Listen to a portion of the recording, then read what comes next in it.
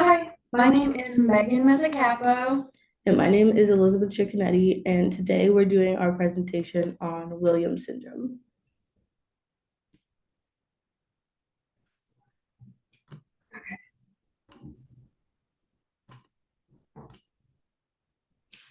Williams syndrome. Definitions, characteristics, identification, development, and individual learning differences. Williams syndrome is diagnosed when an individual is missing a part of their seventh chromosome. It was discovered in 1961 by a cardiologist named Dr. John Williams. Comprehensive services that benefit those with Williams syndrome include speech, physical, and occupational therapy. Academic services include early intervention and special education. Characteristics of Williams syndrome include unique facial features, short stature, and congenital heart defects. People with Williams syndrome often have very bubbly, outgoing, and friendly personalities.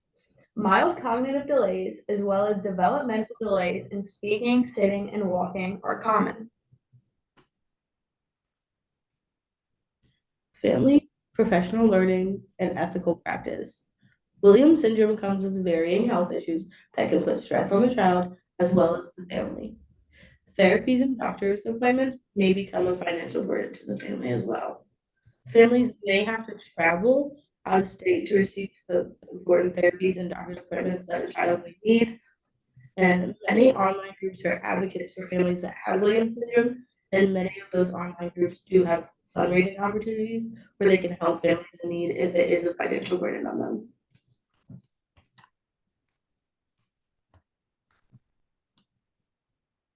Laws, Professional Learning and Ethical Practice Foundations. The IDEA Act, which was the Individuals with Disabilities Education Act, was enacted in 1990, and it regulates services that schools must provide to students with disabilities through two main ideas.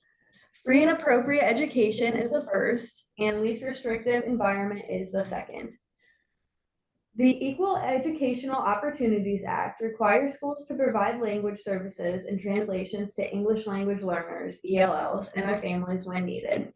So if a student with Williams syndrome was also an ELL, this law makes it so the school must provide a translator for their IEP meeting and a translated copy of the written IEP.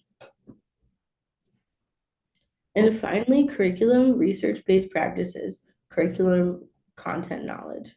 Curriculum modifications are needed for students with Williams syndrome as they are easily distracted. So putting them in the front of the classroom in a little bit of a pocket of the classroom so they can't be distracted by some other students would be a very helpful thing. Students with Williams syndrome may need extra auditory components to help reinforce learned information.